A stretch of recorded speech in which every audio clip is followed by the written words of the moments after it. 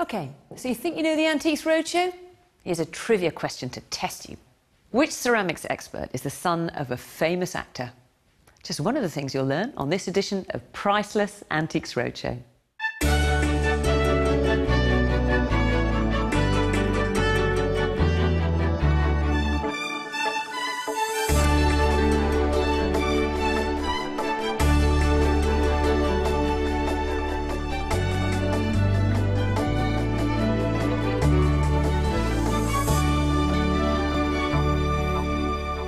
Hello again. From the archive of the Antiques Roadshow, in today's show, stand by for surprises as we open our book of revelations. So, as a lad, you never took these screws off and looked and saw what was underneath? No. You're not serious. I am serious. You've had it all this time? I've had it, must be 70 years now. 3 roadshow experts go on a mission to hunt down bargain buys. This just sums up everything you can think about 1950s and 1960s design. It's like a UFO landed. And Lars Tharp on his love-hate relationship with all things musical. There is a conspiracy to point strange, unfamiliar, unplayable, ridiculous musical instruments at me. Some of the best moments on the Antiques Roadshow are when our experts reveal things about an heirloom that the owner knew nothing about. And the bigger the surprise, the better. Look at that! Isn't that amazing? In 2005, one couple sought Tim Wannacott's advice about some inherited Oriental rugs. Well, you would think that Captain Birch, having been an army officer and been in the Middle East, would have bought something in the Middle East that came from the Middle East. Well, you would think so. Well, you'd be wrong. One of the great joys, of course, is explaining something to someone which surprises them. This cannot be more Islamic-looking as a cloth in all the wide world. Oh, and this is machine-made in Brussels. Good heavens. It's a really? Belgian machine-made cloth. Get away. Made in Europe. Well, Sent to the Middle East and sold in some souk, bought by the Arabs or the visiting British military, and brought back to Wales and fitted up in a house. Anyway, I'm sorry about that, but that's the truth of the matter. Well, that is absolutely marvellous. This is what we've been trying to find out for years. Tim comes along and shatters all our I'm dreams. sorry. Completely. It says the anything's made in Belgium. It's wonderful. When people bring things to the roadshow, one of the first questions that they want to know is, where was it made? And you look at it for 2 seconds and you say it was made in Germany. And they say, how do you know? And you say, actually, look there, it says made in Germany. And they think you're ever so clever. But the fact is that people live with these things all their lives, and maybe all their parents' and grandparents' lives, and it's never been looked at. I received when I was probably about 4, and the judge of that is the fact that I could sit on it and with my little legs paddle along. A case in point was the P2 Alfa Romeo that came into the Oban Roadshow. Fabulous toy, big toy, bright red, and an important toy, except it had been pushed out of shape by the owner's bottom. It dates from the 1930s. Now, you've got it in its traditional Italian racing colours, the exhaust zipping out to the back here, the big filler cap so that you could put the petrol in. And it's extraordinary that he hadn't realised that it was, in fact, a clockwork toy. And when I said, you know, that's where you stick the key in, here is the arbour where it would have been wound up with the key. Now, I take it you don't have the key. But, you know, I never knew it had mechanical innards.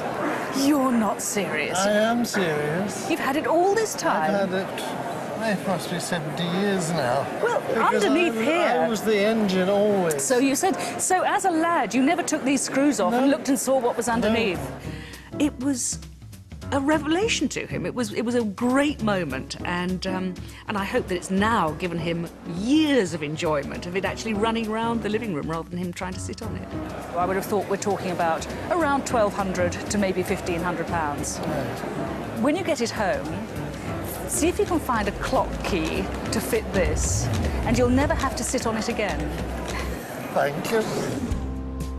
But the best revelation of all is when an owner simply has no idea what they have on their hands. David Batty will never forget a 17th century Delft ware plate which had been dug up in pieces on a London building site. When I first saw James' plate at the Mansion House, my first reaction was, ugh, what a tragedy. But it was immediately replaced by the thought of, thank God he saved the bits. Have you tracked down who this is? No. You don't know who it is? What do you think this was?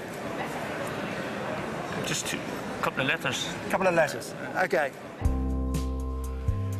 It was a fascinating plate. I mean, the thing about it was that not only is Delftware of that period quite uncommon, but it was a royal portrait.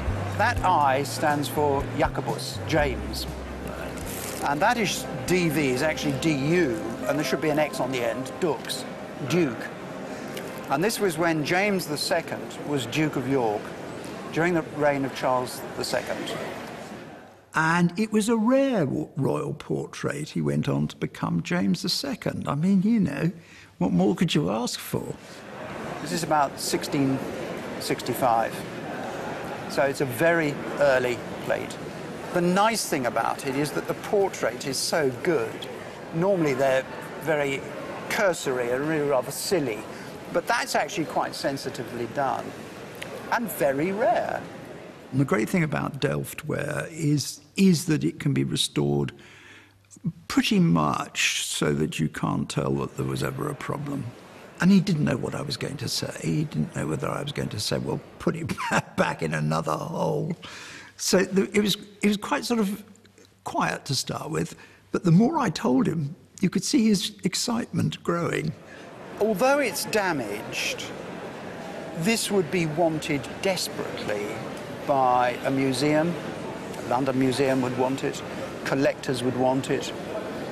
And I don't think, I mean, how much would you accept for it? I wouldn't know. £20? No, £100. Come on, you're getting tempted. After the information you give me, £500. 1,000. 2,000. I lay claim to being the first to do the mock auction method of pricing something. And in that particular case, I think it did work actually rather well, better than other times I've done it. 10,000? Serious? I think it could make £10,000. It's such a rare, desirable piece. And he was amazed all the way through by what I was telling him. David Batty certainly built up the tension with that valuation. And acting skills run deep in some parts of the Roadshow team. I can now reveal it is Fergus Gambon, part of our ceramics lineup. His father is the actor Sir Michael Gambon. And here's Fergus to tell us how he first began collecting, way back in his childhood. Well, I'm afraid I was a bit of a weird child, and I started buying porcelain at a very young age. One of the collections I formed was a collection of English porcelain figures made in the 18th century. And this little chap reminds me of that collection. He's Bow, which is a porcelain factory in London, and he was made in about 1760 or 1765, and he represents Pedrolino from the Commedia dell'arte series. He's just a beautiful, charming little Cockney sparrow, really. I was born in London, and I love him for the fact that he was made in London too. This particular model was a model that I always wanted. I spent years lusting after a Bow Pedrolino, and one hadn't come on the market for a long, long time. I saw it in the auction catalogue. I was broke, I was a child, and I said to my mum and dad, if I don't have a birthday present, and if I don't have a Christmas present, will you buy me the Bow Pedrolino? And they both looked kind of, But after a while they said yes. So I said to my mother, well, how much do I bid up to, Mum? And she looked me in the eye and she said, Fergus, I trust you. I trust you to be sensible. So I went along to the sale, and I sat down in the sale room, and I stuck my hand up, and I started bidding. And I bid, and I bid, and I bid, and I bid, and I bid, and I bid until I got it for 3 times the auction house's pre-sale estimate. And I then went off pre